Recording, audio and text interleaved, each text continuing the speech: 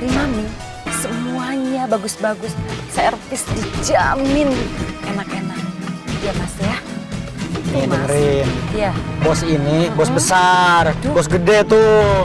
Hei, mana lu? Begitu dong buat minum nih. Ah, banyak ngomong lu, coba lihat. Bang, jangan bang. Ah, udah main perlu gua ambil. Keluarin. Lama banget lu. Jangan bang.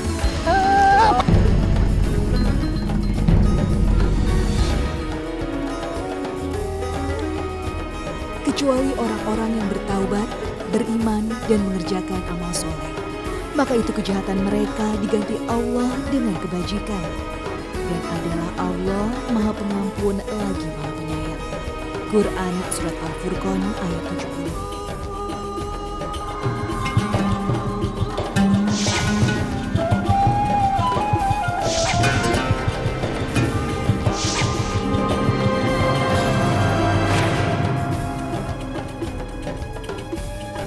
Assalamualaikum warahmatullahi wabarakatuh. Selamat pagi pemirsa Tawakal yang dirahmati Allah Subhanahu wa taala. Senang sekali rasanya saya Mario Werix kembali menjumpai Anda, dan tentu saja saya tidak sendiri.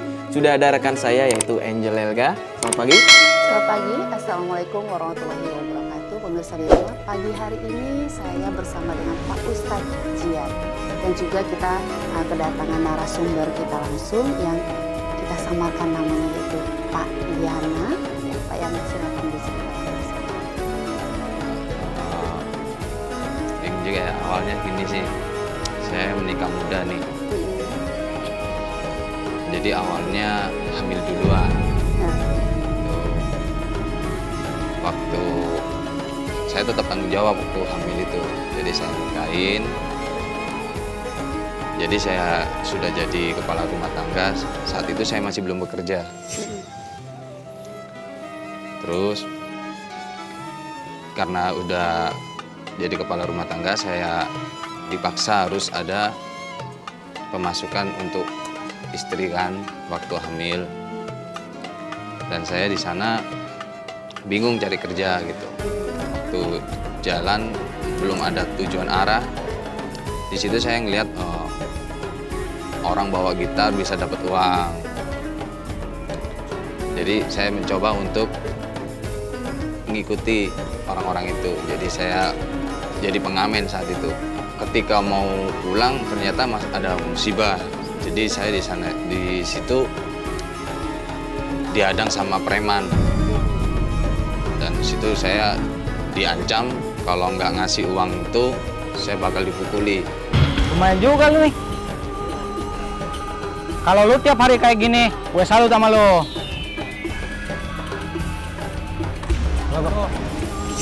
Wah, makanan bos. Hei, mana lu? Begitu dong buat minum nih. Ah, banyak ngomong lu, coba lihat. Bang, jangan bang. Ah, udah main perlu gua ambil. Keluarin. Ah, lama banget lu. Jangan bang.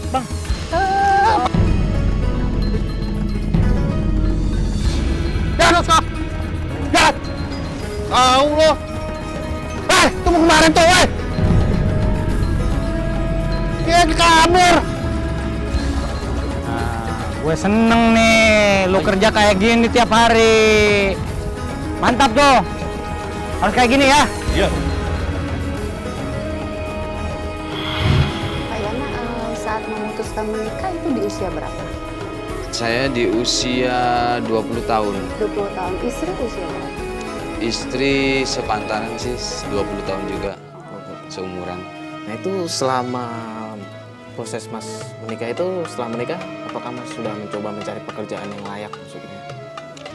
Sudah pernah mencoba untuk cari pekerjaan tapi tidak pernah diterima gitu. Karena kan memang pendidikan cuman SMP. Jadi masuk kerja juga susah kan. Jadi saya memutuskan untuk ya ngamen gitu. Kalau istri tahu Mas dengan pekerjaan Mas yang sekarang menjadi pengamen dan Bergaul dengan preman. Semua keluarga saya nggak pernah ada yang tahu. Bahkan saya waktu saya jadi preman, jadi pemalak juga sampai pernah jadi pencuri. mencuri juga. Iya, jadi di situ saya kurangnya ada pemasukan dari pekerjaan hanya preman, jadi saya sampai mencuri. Ketika itu anak lahiran anak. Iya. Terdesak. Iya, terdesak kan, jadi saya memutuskan untuk ikut preman-preman tuh mencuri, terus berjudi sampai jadi pemabuk gitu. Oke, Pak Ustadz, ini kalau kita dengar cerita dari Pak Yana, sebenarnya ada sedikit kita menangkap adalah kebaikan dari Pak Yana sendiri ya. Tapi dengan dia memberikan nafkah kepada istrinya dengan cara hasil yang tidak baik, contoh tadi mabuk, rampok, dan yang dikerjakan di luar nafas kepala istrinya, artinya kan diberikan nafkah haram ini, gitu ya. Mohon maaf ya Pak Yana ya. Gitu. Nah, apa hukum di Islamnya? Ya. Baik, para pemirsa dihormati Allah, Mbak Elka, nanti mungkin sebelum ini saya agak setback sedikit tadi. Ada pelajaran penting kepada kita semua melalui Mas Yana di sini, yaitu bahwa Mas Yana ini menikah di usia yang sangat muda, yang mohon maaf karena pergaulan dan kemudiannya hamil duluan, kemudian akhirnya menunjukkan tanggung jawab. Kita mengapresiasi tanggung jawabnya, tetapi perlu juga menjadi pelajaran pada kita, jangan mudah bergaul dan pergaulan kita jangan sampai bebas. Akibatnya terjadi tidak. Yang kedua apa? Ketika istri sudah menikah, kemudian istrinya melahirkan anak, kemudian mohon maaf Mas Yana belum mendapatkan pekerjaan yang layak, maka kemudian akhirnya Mas Yana terdesaklah dan menunjukkan tanggung jawabnya, tapi kemudian jalannya ini yang tidak dibetulkan oleh agama, yaitu mohon maaf yaitu preman, kemudian tadi kan sampai mencuri tadi Mas Yana ya, itu kan tidak dibetulkan. Memang Sayyidina Ali radhiyallahu anhu itu pernah mengucapkan begini, kadal fakru ayyakuna kufran. Hampir-hampir kefakiran itu mendorong seseorang untuk melakukan tindakan kekufuran. Salah satu bentuk kekufuran tadi itu mencuri, itu kan bentuk kekufuran, yang bahasa lainnya sebenarnya adalah menjurus pada bentuk kemungkaran, kan ini yang tidak dibolehkan. Nah, pertanyaan Mbak Angel tadi, apa hukumnya orang tua yang dalam hal ini suami yang kemudian memberikan nafkah, tetapi nafkahnya ini adalah dari nafkah hasil pekerjaan yang tidak dihalalkan oleh Allah? Tentu hukumnya adalah diharamkan. Makanya Allah Subhanahu wa taala kan menyatakan begini. Kulu mimma razaqakumullah halalan thayyiban. Makanlah kalian sekalian, di ayat yang lain kulu washrabu. Di ayat yang lain jelas makan dan minumlah dari apa-apa yang telah Allah anugerahkan kepada kamu halalan secara halal, thayyiban lagi berkualitas. Jadi ada makanan yang halal tapi tidak thayyib gitu lah. Ada kandungan lain tapi halal dan thayyib lah. Ini sudah mohon maaf tidak halal dan tentu tidak thayyib gitu loh. Apa implikasinya? Implikasinya begini, hadis Nabi menyatakan, kalau orang itu terus diberikan makanan dari yang diharamkan Allah, maka sama dengan mengalir dalam darahnya. Inilah yang paling berbahaya. Apa bahayanya? Nanti tidak sekarang, tapi perilaku anak, menghilangkan keberkahan dan lain-lain. Yang paling kita takutkan adalah hilangnya keberkahan dari Allah Subhanahu wa taala atas rezeki yang tidak Allah ridho dari kita. Kita mengapresiasi Mas Yana menunjukkan tanggung jawab yang tinggi tadi, tapi caranya mesti harus dengan cara-cara yang Allah tuntunkan. Insya Allah kalau tadi Mas Yana menyampaikan sudah berusaha, tapi nggak ada, mungkin belum. Lah, Mas Yana, saya kira kita juga banyak sesungguhnya.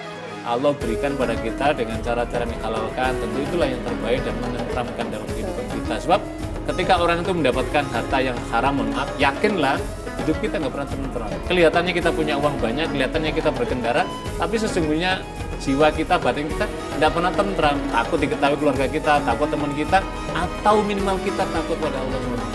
Tidak berkah itu Pak Ustadz ya? Iya. Mas Yana selain melakukan pemalakan, terus juga pencurian, itu pernah melakukan tindakan kriminal lainnya? Jadi di situ saya meminta uang pada orang yang punya usaha-usaha kayak gedung, terus toko, ruko, parkiran. Jadi di situ harus semua setor ke Mas Yana. Nah, gini dong Mi, cari cewek yang bagus-bagus. Tenang Mas, kalau dari Mami semuanya bagus-bagus, servis dijamin enak-enak. Ya Mas ya. Nih Mas. dengerin, Iya. bos ini bos besar, bos gede tuh. Dengar, bos besar. Jangan kecewain kamu, kasih servis yang terbaik. Ya. Oke. Ayo Mas, kita jalan. Ayo gampang. Gimana kabarnya, Bos? Baik. Nih, Bos. Barang baru, orsinil. Mantep. Nanti boleh berdiri dulu nggak?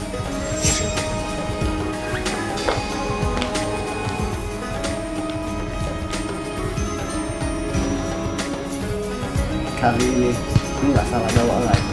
Nih, ini baru semua, Bos. Udah, nomor 22. Wih, mantep. Nih, mainin. Bos gede. Siap, Bos. Kalau servisnya memuaskan, gua kasih lagi lebih. Gak usah khawatir sama gua. Wih, mantep. Makasih, Bos. Yuk, jalan, Sah. Thank you ya.